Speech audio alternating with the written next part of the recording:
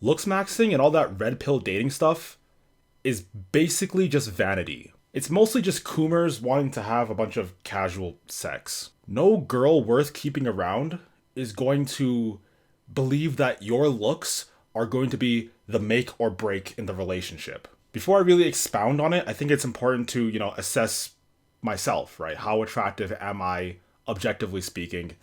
I'd probably say that I'm maybe a bit above average when you take away my muscles. When you add the muscles in, I'm probably a bit further above, maybe like, I don't know, like a 6.5 out of 10 or something like that. I think that I'm basically a model, right? I think that I'm very good looking, but that's probably just my confidence speaking. I don't, I think that if you were to look at me objectively, I'm probably, like kind of okay, I guess, maybe slightly above average, but nothing to really write home about. I have my niche of girls that like me, but, it's not like most girls are going to find me, like, going to see me and think that I'm particularly attractive. And this is probably good because if I were too attractive, then you would dismiss my message and say, oh, well, every girl you talk to is attractive, so why should I be listening to you about this? But if I wasn't attractive, you'd be saying, oh, well, this guy's just coping for not being attractive by saying looks don't matter. So me being, somewhere in that middle is probably the best option for this sort of thing. And I'm muscular, so it's not like I don't do certain looks max things myself to improve the way I look. Because, part of the reason I work out is to look better, right? That's just what it is. I like to look good. I want to look good. And part of the reason I work out is to look good, right? That's just part of the reason I do it. And, on that note, there's nothing wrong with looking good. Nothing wrong with trying to look good. I think that everyone should generally try and look good. Even in the relationship sense, looking good is a good foot in the door. Even if you obviously are trying to look for some sort of long-term relationship, looking good is a good foot in the door. So while it won't sustain the relationship, it will get the relationship initiated to begin with. And like, look, I don't want to look at my wife one day and say, when she asks me, hey, do I look good in this dress? I'd be like, no, you don't look good. You don't look good ever. Like, I don't want to lie to her and say that she's not beautiful, right? I want a wife that I would find attractive. And I'm sure girls are the same way, right? Even girls who want long-term relationships, I'm sure they would still rather have a guy that looks good, and thus they're going to prioritize guys that look good over guys that don't look good. Nothing's wrong with that. That's just how we are as humans. There's even a sort of beauty to it wherein men seem to care very intently about how women look, how attractive they are, and women seem to care intently about being seen as good looking.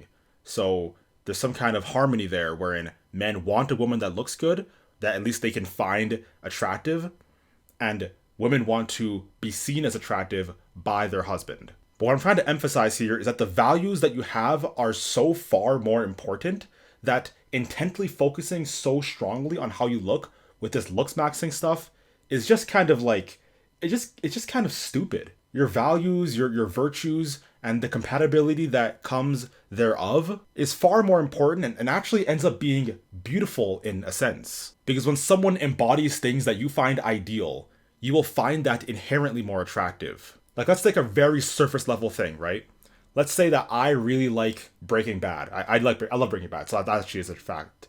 I really like Breaking Bad, and I'm dating a girl who also really likes Breaking Bad. I will find her more attractive automatically just because we have some kind of commonality there. So when you have values, which are very important things in common, you're going to find her to be more attractive than you otherwise would have just by looking at her from the outset with no other context. And beyond that, proximity also is something that confers attraction a lot. I've noticed myself that oftentimes when I was like in school, especially for example, I'd find a girl just like regularly, like moderately attractive, but then I do a bunch of assignments with her, do a bunch of projects with her, and suddenly I'm like, hey, this girl's like really attractive. Just because I've been around her more and I've been talking to her more, my brain feels more comfortable around her, which ends up making me think that she's more attractive. So what I'm trying to say is that appreciating beauty, like truly appreciating beauty, is sort of an acquired thing that you have to get that comes over time. That this lovebird infatuation thing isn't really what sustains you, and that the truer kind of love and attraction that you get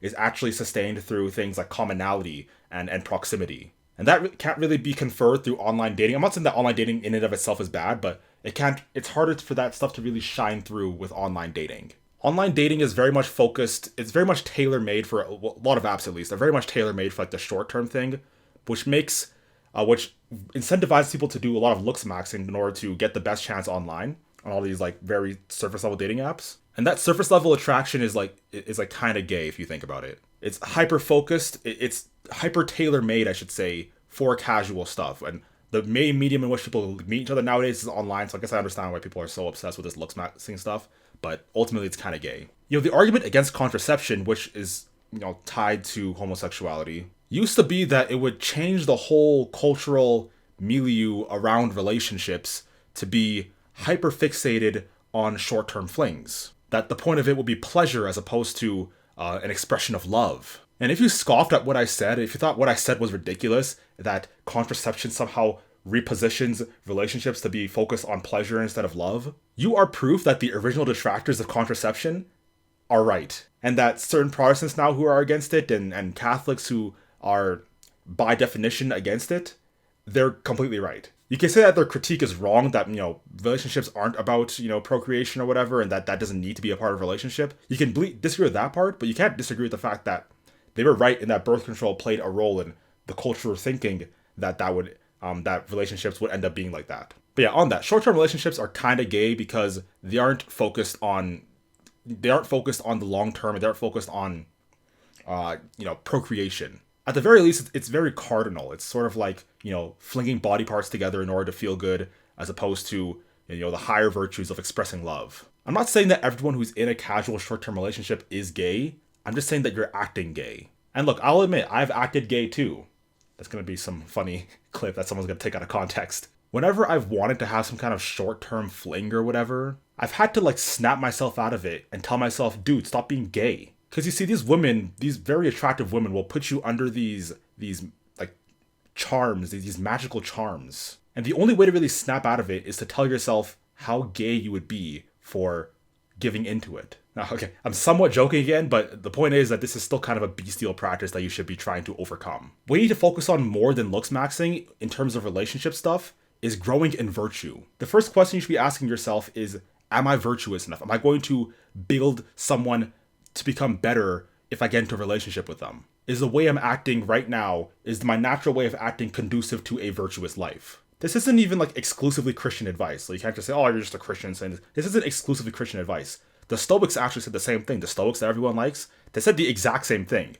They've just been censored over the years to be talking about, hard work and discipline. But they also were very, very strict on sexual ethics. Read Musonius Rufus, who lived before Christ. He talked against birth control. He talked against sex before marriage. He talked about relationships being used to promote love, not being some cardinal thing for short-term pleasure. He even had some lines there about looks being vanity. So yeah, this dating advice comes straight from him as well. When you're virtuous, you not only just look better because you're avoiding things like gluttony, wherein you stuff your face with a bunch of donuts, you end up being 400 pounds, and you end up just looking worse because everyone who's overweight ends up looking worse than they would have if they were a regular body weight. Being virtuous also builds your character, and that character, when you are able to display it in some way, will be more attractive to women. Women are very attractive to men who are disciplined, for example. So I thought the next thing you should be doing is being interesting.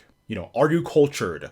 Do you know things? Anything that you're randomly interested in, just go really deep into that and make yourself a more interesting person. I'm not saying you need to know about all the cultural slang and stuff, all the fancy movies that are coming out. That probably doesn't hurt, but knowing some movies and knowing some things about your culture is probably a good idea. But even stuff are you really interested in wildlife? Are you interested in Arctic exploration? Just dig really deep into that stuff and you'll become a more interesting person. And when you're more interesting, you'll become more confident because you know that you're competent at something. It's sort of like if I'm competent at, marine biology, why aren't I, I could also be confident at this, at talking to girls because I've already proved that I can grow in that one thing. Why not I display that and grow in another thing? Because I'm already confident in one thing, it's more easy now to see myself as someone who is competent, who ends up being, and that competence ends up spiraling into something, an overall holistic sort of confidence, if that makes sense. Basically, become autistically interested in something and become autistically well-versed in that, and you will become more interesting and become more competent, and when you're more competent, you're more confident. Next step is to get in proximity with women. You have to have some kind of social circle that includes women. Ideally, of course, women you'd want to marry. So don't make your only social club like the Smash Bros tournaments you go to. Join the local church group. Volunteer at a hospital or at a daycare with pets or something like that. Join a political campaign if you're really into that. Because again, proximity breeds attractiveness. And once you're around them enough, then you can be confident in asking them out and at least it being a higher chance of that working out than if you just cold approach them. Once you've shown yourself to be virtuous, to be competent, and be in the proximity of women, there's basically a really high chance that you're going to end up finding a woman that is going to be worth marrying. So, in short, looks do matter, and you should definitely try to look your best. Try and work out, try and make money, try and make yourself dress up well, look clean. That stuff is good. You should still pursue it. I still pursue it. But really, it's like sprinkles on top, and it's just like the foot in the door sort of thing. What really ultimately matters is who you are on the inside for long-term relationships. Not to say that looks don't matter for long-term relationships, it's just that the kind of character you are matters a lot more, and that should be what you should be focusing on more, spending more of your time thinking about and worrying about than that sort of stuff. And if you want to learn how to grow in character, of course, with my book, Muscular Christianity, you can also join my coaching program in which I will be able to give you spiritual guidance into becoming a more virtuous person. That's what I'm really interested in just in general. But yeah, that's it for the video. Like, comment, subscribe. Hope you guys enjoyed. Again, coaching and book is available for growing in these areas. Links are in the description. I'll catch you all next time. Peace.